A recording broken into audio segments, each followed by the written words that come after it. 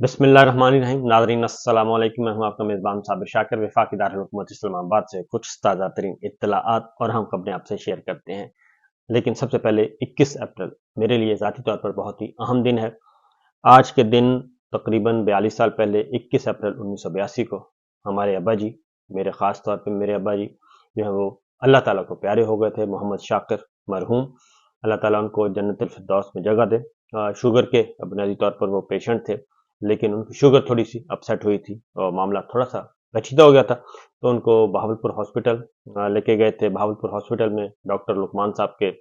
जेर इलाज थे और उनका शुगर चेक सेट कर रहे थे, जैसे वो डॉक्टर्स अपनी निगरानी में करते हैं। गपशप लगाते थे, माशाल्लाह फिट थे।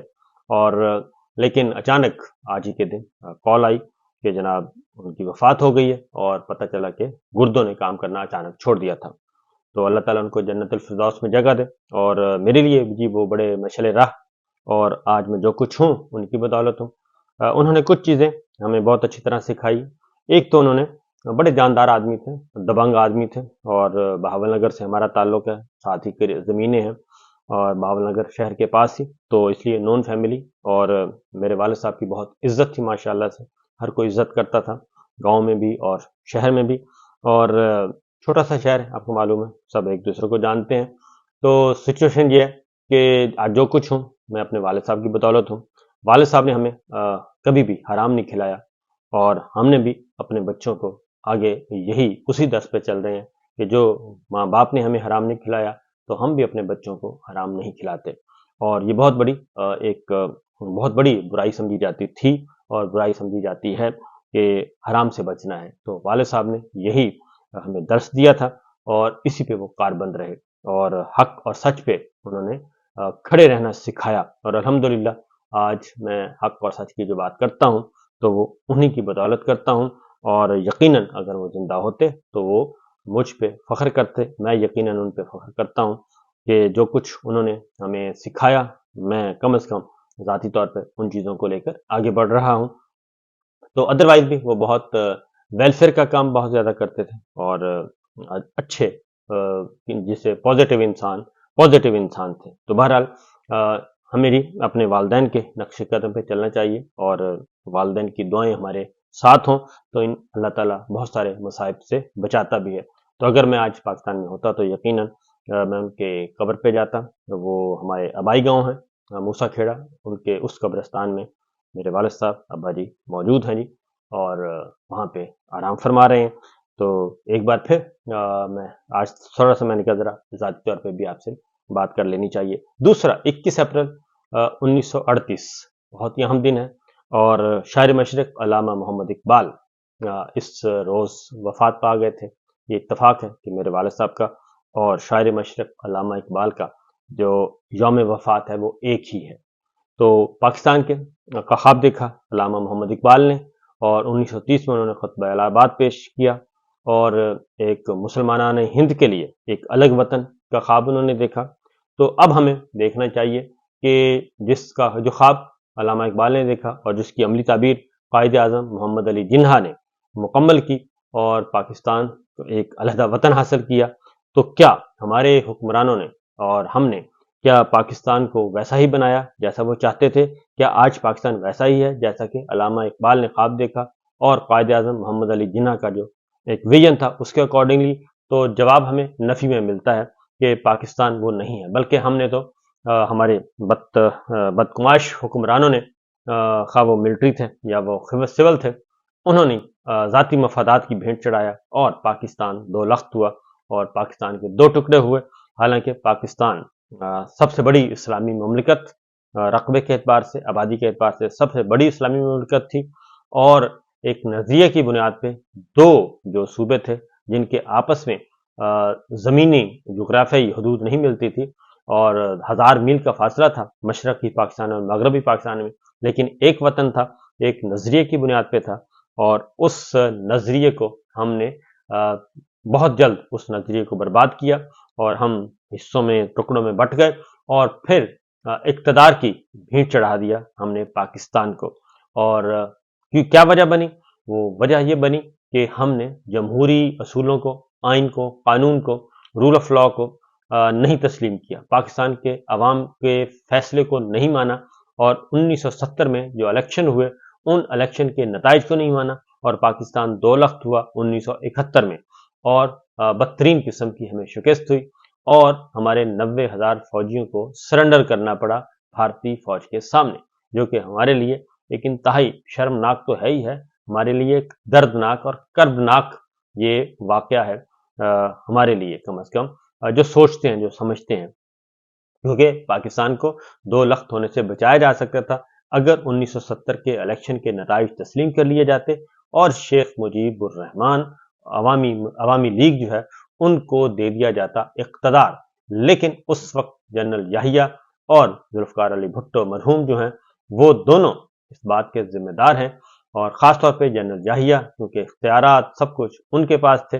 اور انہوں نے اور اپنے ذاتی مفاد کے لیے پاکستان کو دو ٹکڑے کرنا تو قبول کر لیا، لیکن عوامی لیگ کو اقتدار دینا نہیں قبول کیا، اور ادھر ہم ادھر تم، مشرقی پاکستان علیحدہ ہوا، مغربی پاکستان علیحدہ ہوا، اور آج کا جو پاکستان ہے یہ مغربی پاکستان ہوا کرتا تھا، جو کہ آبادی کے اعتبار سے مشرقی پاکستان کی آبادی زیادہ تھی، مغربی پاکستان کی آبادی کم تھی، جو آج بنگلہ دیش ہے۔ اسی لیے ان کو میجورٹی حاصل ہوئی، شیخ مجیب کو، عوامی لیگ کو، اور اس نے بھی جیل میں بیٹھ کے الیکشن جیتا، لیکن ہم نے یہ نتائج تسلیم نہیں کیے، اور اس کے بعد پھر اس دوران پاکستان دو لخت ہو گیا، اور تقریباً الیکشن کے بعد جو ہے وہ انتقال اقتدار نہیں ہو سکا تھا۔ آج بھی پاکستان جو ہے اسی ڈگر پہ چل رہا ہے، اور اسی حکمرانوں نے، نہ ہمارے فوجی حکمرانوں نے، نہ ہی ہمارے سیاسی حکمرانوں نے کوئی سبق سیکھا، 1970 کے بعد بھی کوئی سبق نہیں سیکھا، اور مسلسل اسی ڈگر پہ چل رہے ہیں اور پاکستان کو نقصان پہنچا رہے ہیں۔ آج بھی ضمنی الیکشن ہو رہا ہے، اتفاق کی بات ہے کہ ضمنی الیکشن ہو رہا ہے، 21 حلقوں میں ہو رہا ہے، اور اس سے پہلے 8 فروری کو ہوا، اور اب جو گواہیاں آ رہی ہیں، جو شہادتیں آ رہی ہیں، ان کے اپنے لوگ کہہ رہے ہیں، فوج کے اپنے لوگ کہہ رہے ہیں، ملٹری اسٹیبلشمنٹ کے اپنے لوگ کہہ رہے ہیں، جوڈیشری کہہ رہی ہے، اور وہ جماعتیں جو کہ اس وقت اقتدار میں ہیں، اور میجورٹی وہ ساری اقتدار میں ہیں، اور جن کو اقتدار دیا گیا زبردستی، وہاں سے گواہیاں آ رہی ہیں کہ یہ جو الیکشن ہے یہ دھاندلی زدہ، نتائج چوری کیے گئے، عوامی مینڈیٹ پہ ڈاکہ ڈالا گیا، اور یہ سب کچھ کس کی نگرانی میں ہوا؟ یہ ہماری ملٹری لیڈرشپ کی، آرمی چیف عاصم منیر صاحب وہ ہیں رسپانسبل، اور ان کی زیر نگرانی اور یہ الیکشن ہوا، اور اس الیکشن کے جو ہے نتائج وہ جو تیار کیے گئے بعد میں فارم 47 کے تحت پوری دنیا کے سامنے۔ اب ذرا غور کیجئے کہ جنرل عاصم منیر صاحب پہ یہ سوالات اٹھ رہے ہیں، کیونکہ اقتدار ان کے پاس ہے، اختیار ان کے پاس تھا، الیکشن انہوں نے کروایا، اس کے علاوہ کوئی اور کسی نے نہیں کروایا۔ اس وقت جتنی بھی گواہیاں اب تک آ چکی ہیں، جماعت اسلامی خود گواہی دے رہی ہے، جماعت اسلامی، اور اس کے بعد مولانا فضل الرحمان صاحب مسلسل وہ کہہ رہے ہیں کہ یہ الیکشن خریدا گیا، خرید و فروخت ہوئی، اسمبلیاں پوری کی پوری اسمبلیاں خریدی اور بیچی گئیں، اور انہوں نے اوپنلی کہہ رہے ہیں وہ، اور اس کی کوئی تردید نہیں کر رہا، اور مولانا فضل الرحمان صاحب کو کوئی چیلنج نہیں کر رہا۔ دوسری جانب یہ تو ہے مولانا فضل الرحمان صاحب کی کہانی، پاکستان مسلم لیگ نواز شریف صاحب کا، اور جو اس وقت برسر اقتدار ہے، پنجاب میں ان کو حکومت دی گئی، مرکز میں ان کو حکومت دی گئی، اس کے باوجود کہ وہ ہارے ہوئے تھے۔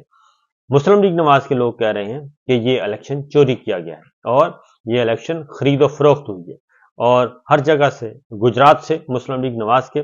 عابد رضا ہیں، وہ ان کا انٹرویو آ چکا ہے کہ گجرات کا جو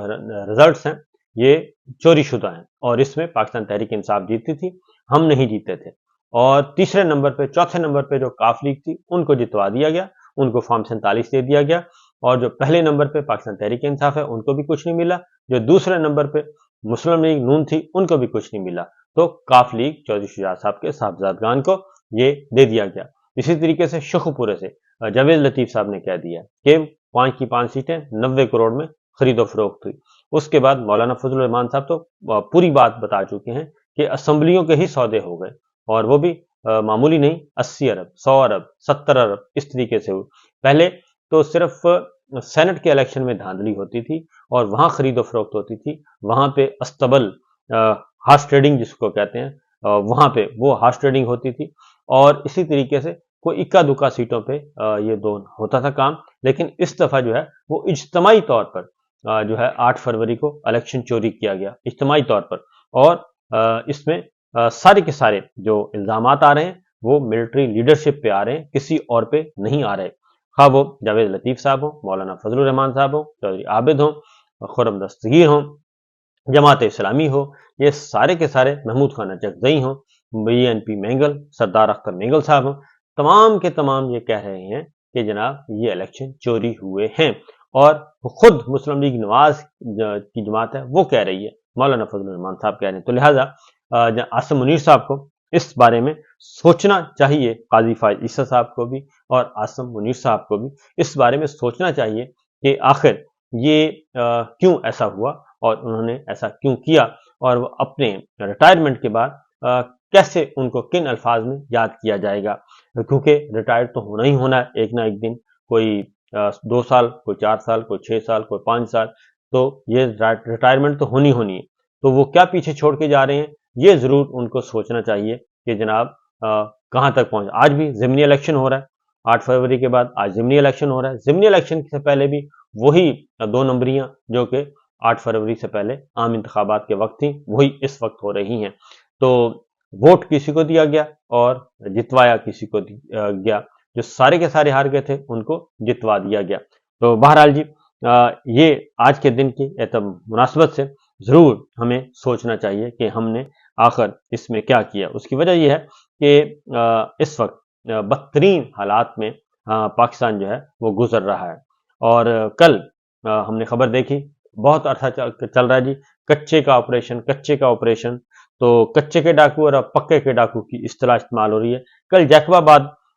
میں اسلحہ سمگلنگ کی کوشش ایک ناکام ہوئی، اور پتہ چلا کہ صوبائی مشیر کا بیٹا اور اس کے پولیس کے 3 اہلکار جو ہیں وہ اس میں ملوث ہیں، بھاری بھرکم اسلحہ برآمد ہوا، اور اس میں اسلحہ بھی تھا، گولیاں بھی تھیں، آٹومیٹک ویپنز تھے، یہ سب کچھ تھا، اور یہ کچے کے علاقوں میں پہنچایا جا رہا تھا، تو یہ سارے پکڑے گئے ہیں، تو جب معاملہ یہاں تک خراب ہو تو اس کے بعد آپ دیکھ لیں کہ کیا ہو سکتا ہے، اس کے ساتھ ساتھ جی عدالتیں جو ہیں یہی احساس عمران خان صاحب چیف جسٹس قاضی فائز صاحب کو دلا رہے ہیں، اور یہی پوری قوم مل کے آرمی چیف عاصم منیر صاحب کو دلا رہی ہے کہ جناب آپ کیا چھوڑ کے جا رہے ہیں